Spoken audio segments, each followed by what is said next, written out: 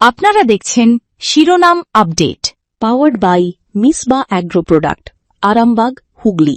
কো-পাওয়ার্ড by Asha cancer institute, new hospital road, Rampurhat, Birbhum. নমস্কার, আপনারা দেখছেন সংবাদ শিরোনাম। আর শিরোনাম আপডেট নিয়ে রয়েছি আপনাদের সঙ্গে আমি প্রবীর। গত কয়েক মাস ধরে একটা প্রশ্ন রাজ্য রাজনীতিতে ঘুরপাক খাচ্ছে। প্রথমত, বিরোধী দল কোনটা? দ্বিতীয় এবং গুরুত্বপূর্ণ প্রশ্ন হচ্ছে, সাধারণ মানুষের পাশে কে? মমতাপন্থী কালীঘাটের তৃণমূল নাকি ঋতব্রতর ভালো তৃণমূল? আজ বাংলার রাজনীতিতে সবচেয়ে বড় প্রশ্নটা হয়তো নির্বাচন নয়, প্রশ্নটা আরো গভীর। একটা রাজনৈতিক দল যখন ক্ষমতার বাইরে চলে যায়, তখন সেই দলের আসল শক্তি কোথায় থাকে? চেয়ারম্যানের পদে, দলীয় কার্যালয়, বিধায়কের সংখ্যায়, নাকি মানুষের মননে? আর সেই প্রশ্নের সঙ্গেই আজ সামনে এসেছে আরও একটি প্রশ্ন, মমতার তৃণমূল নাকি ঋতব্রত বন্দ্যোপাধ্যায়ের নেতৃত্বে তৈরি হওয়া বিদ্রোহী তৃণমূল? সাধারণ মানুষের পরিষেবার জন্য কোন মডেল বেশি কার্যকর? কারণ রাজনীতি শুধু ক্ষমতায় থাকার নাম নয়, রাজনীতি মানে মানুষের কাছে থাকা, বিপদের সময় পাশে দাঁড়ানো, প্রশাসনের দরজায় মানুষের সমস্যার কথা পৌঁছে দেওয়া, আর সবচেয়ে বড় কথা, মানুষের সঙ্গে সম্পর্ক তৈরি করা। আজ সেই জায়গা থেকেই দেখতে হবে মমতা বন্দ্যোপাধ্যায়ের রাজনৈতিক ভবিষ্যৎ। 2026-এর রাজ্য বিধানসভা নির্বাচনের ফল তার দীর্ঘ রাজনৈতিক যাত্রায় অবশ্যই একটা বড় ধাক্কা। 15 বছর সরকার চালানোর পর ক্ষমতা হারানো একটা কোনো ছোট ঘটনা নয়। কিন্তু এখানেই মমতা বন্দ্যোপাধ্যায়ের রাজনৈতিক গল্প কি শেষ? নাকি এখান থেকেই শুরু হতে পারে আরও একটি রাজনৈতিক প্রত্যাবর্তনের অধ্যায়? কারণ ইতিহাসে বারবার দেখা গিয়েছে, ক্ষমতা হারানো আর রাজনৈতিকভাবে শেষ হয়ে যাওয়া এক কথা নয়। একজন নেতা সরকার হারাতে পারেন, কিন্তু মানুষের সঙ্গে তার সম্পর্ক যদি অটুট থাকে, তাহলে তার রাজনৈতিক সম্ভাবনা শেষ হয়ে যায় না। আজ মমতার সামনে সেই পরীক্ষায়, আর তার বিরুদ্ধে সবচেয়ে বড় চ্যালেঞ্জ এখন বাইরের কোনো রাজনৈতিক দল নয়, চ্যালেঞ্জের একটা বড় অংশ তৈরি হয়েছে তার নিজের দলের মধ্যেই। ঋতব্রত বন্দ্যোপাধ্যায়ের নেতৃত্বে বিদ্রোহী গোষ্ঠী নিজেদের আসল তৃণমূল বলে দাবি করেছে। জুন মাসে বিদ্রোহী শিবির মমতা বন্দ্যোপাধ্যায়কে দলীয় চেয়ারপারসনের পদ থেকে সরানোর দাবিও তোলে এবং অরূপ রায়কে চেয়ারপারসন হিসেবে ঘোষণা করা হয়। অর্থাৎ লড়াইটা এখন শুধু ক্ষমতার নয়, লড়াইটা দলের পরিচয় নিয়েও। প্রশ্ন, তৃণমূল আসলে কার? মমতা বন্দ্যোপাধ্যায়ের নাকি সংখ্যাগরিষ্ঠ বিধায়কের সমর্থন পাওয়া ঋতব্রত শিবিরের? এই প্রশ্নের উত্তর হয়তো আদালত, নির্বাচন কমিশন কিংবা সাংগঠনিক প্রক্রিয়ায় আসবে। কিন্তু সাধারণ মানুষ অন্য প্রশ্ন করছেন। যে শিবিরই দলের নাম দাবি করুক না কেন, মানুষের পাশে থাকবে কে? এটাই আসল প্রশ্ন। কারণ একজন সাধারণ মানুষ যখন হাসপাতালে চিকিৎসার জন্য ছুটছেন, তিনি দলীয় সংবিধান দেখতে চান না, তিনি চান চিকিৎসা। একজন ছাত্র যখন পড়াশোনার সুযোগ খুঁজছেন, সে জানতে চায় না কোন গোষ্ঠী দলের আসল মালিক, সে চায় সুযোগ।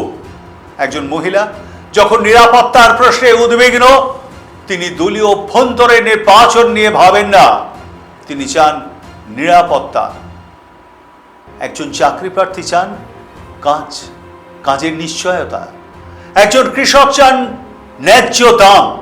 একজন ব্যবসায়ী চান নিরাপদ পরিবেশ। একজন শ্রমিক চান রোজগার। তাহলে রাজনৈতিক দলের আসল পরীক্ষাটা কোথায়? মানুষের সমস্যার সময় এই জায়গাতেই মমতা বন্দ্যোপাধ্যায়ের রাজনৈতিক অভিজ্ঞতার প্রশ্নটা গুরুত্বপূর্ণ হয়ে ওঠে। তিনি 2011 সালে ক্ষমতায় এসেছিলেন, তারপর 15টা বছর বাংলার প্রশাসনের নেতৃত্ব দিয়েছেন। আজ তিনি প্রাক্তন মুখ্যমন্ত্রী, কিন্তু 15 বছরের রাজনৈতিক অভিজ্ঞতা একদিনে মুছে যায় না। একজন নেতা সরকারে থাকলে তার সঙ্গে প্রশাসনিক ক্ষমতা থাকে, কিন্তু ক্ষমতার বাইরে গেলে থাকে সংগঠন, থাকে কর্মী, থাকে মানুষের সঙ্গে তৈরি হওয়া সম্পর্ক, আর থাকে নিজের রাজনৈতিক পরিচয়। আজ মমতার সামনে সেই সংগঠনকে নতুন করে সাজানোর পরীক্ষা। কর্মীরা কি তার পাশে? এই প্রশ্নের উত্তরও এক কথায় দেওয়া যায় না। তার কারণ রাজনৈতিক ভাঙনের সময় অনেকেই অবস্থান বদলান। কেউ ক্ষমতার দিকে যান, কেউ যান সুবিধার দিকে, কেউ ভবিষ্যতের হিসাব নিকাশ করেন, কেউ আবার দীর্ঘদিনের রাজনৈতিক সম্পর্কের জায়গা থেকে নিজের অবস্থান ধরে রাখেন। সাম্প্রতিক ঘটনাতেও দেখা গেছে ঋতব্রত শিবিরের সঙ্গে যুক্ত কয়েকজন বিধায়ক মমতা সমর্থিত প্রতিবাদে অংশ নিয়েছেন। অর্থাৎ দলের সাংগঠনিক বিভাজন থাকলেও রাজনৈতিক আনুগত্যের সমীকরণ সব জায়গায় এক রকম নয়।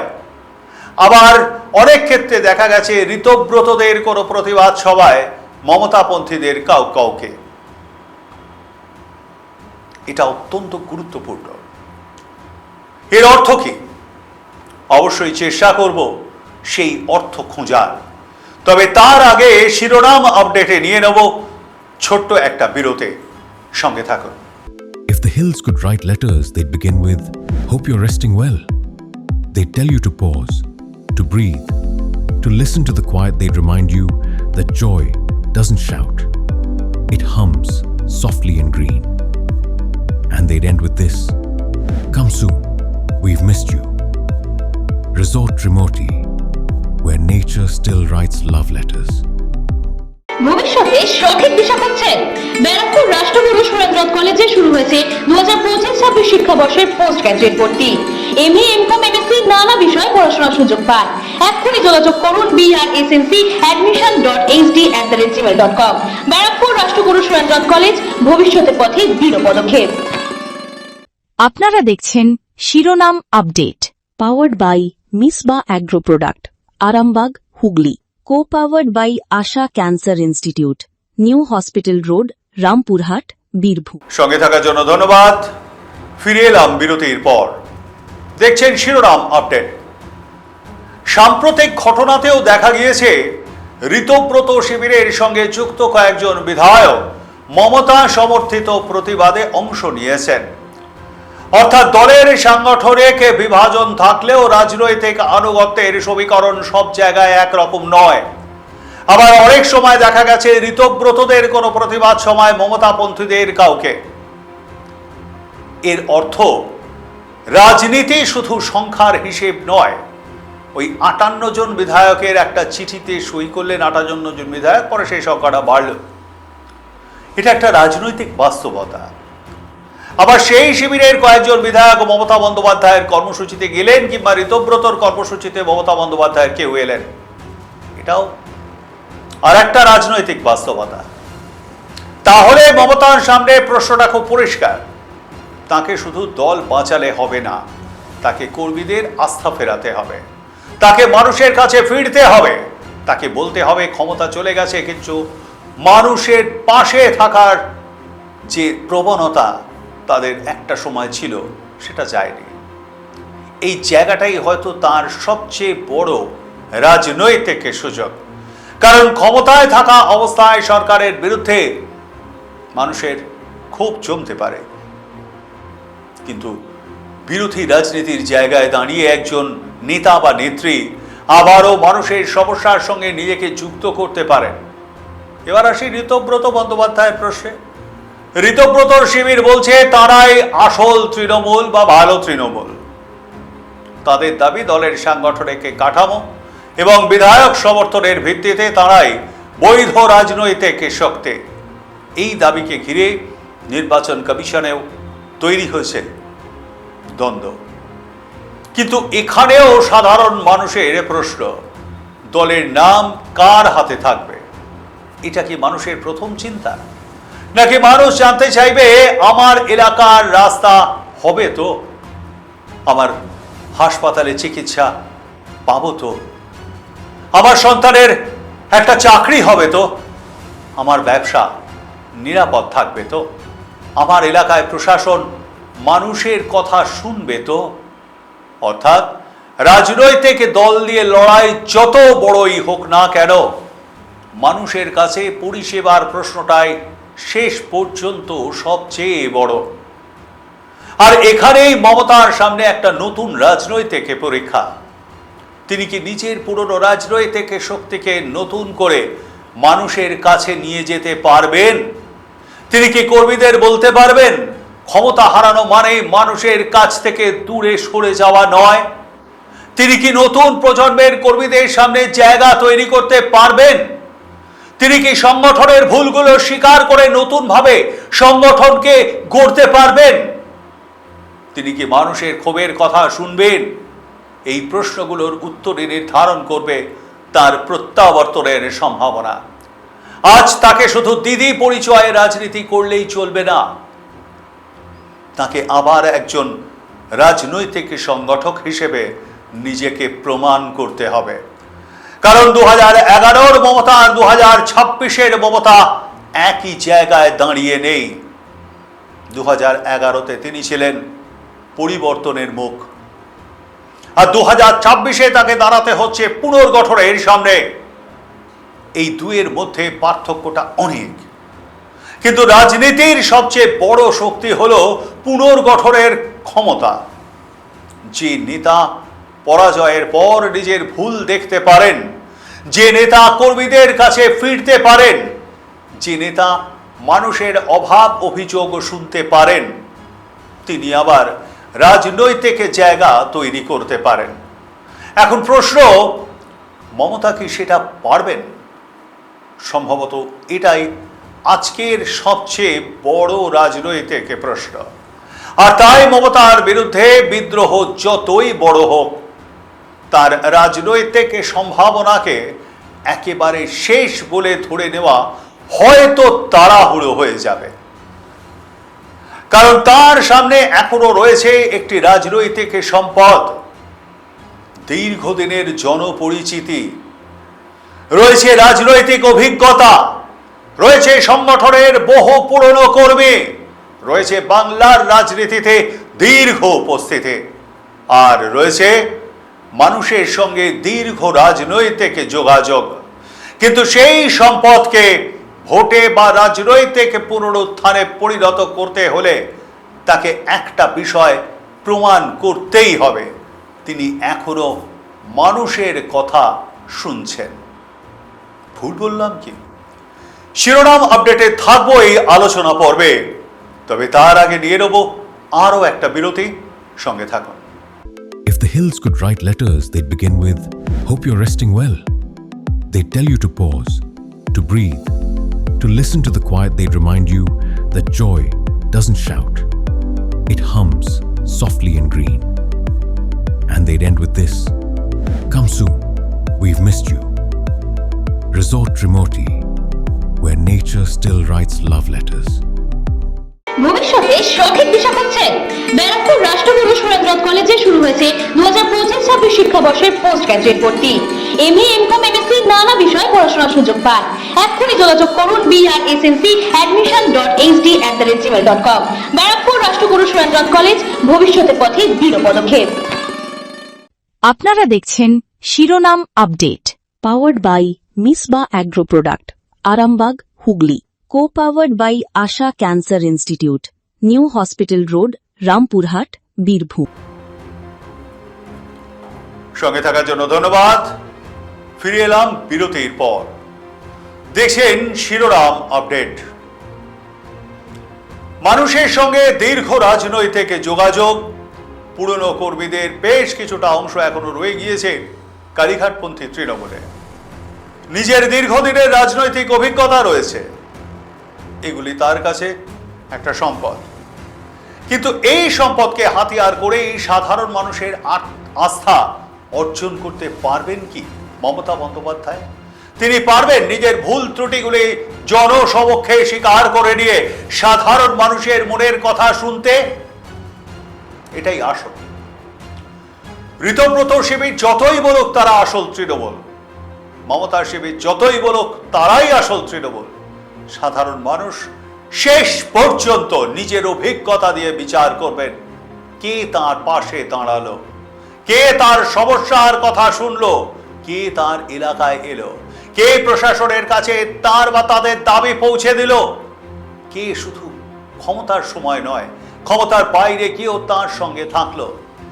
এই প্রশ্নগুলোর উত্তরই ভবিষ্যৎ তৈরি করবে। আর একটা কথা ভুললে চলবে না, রাজনীতিতে আজ যে নেতা বা নেত্রী শক্তিশালী, কাল তিনি দুর্বল হতে পারেন। আজ যে নেতা পরাজিত, কাল তিনি আবার ফিরে আসতে পারেন। ক্ষমতার পালাবদল গণতন্ত্রের স্বাভাবিক নিয়ম। তাই মমতা বন্দ্যোপাধ্যায়ের রাজনৈতিক ভবিষ্যৎ নিয়ে আজই শেষ কথা বলে দেওয়া সম্ভব নয়, বরং বলা যায় আজ তার সবচেয়ে বড় পরীক্ষা শুরু।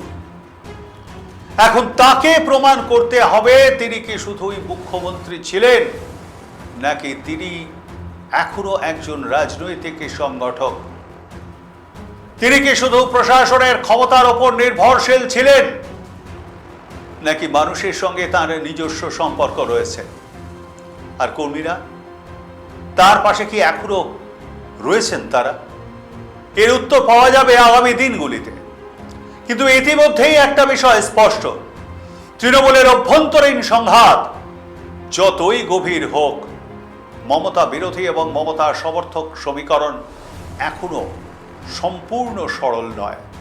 কেউ ঋতব্রতর সঙ্গে আছেন, কেউ বা মমতার সঙ্গে, আবার কেউ পরিস্থিতি দেখছেন।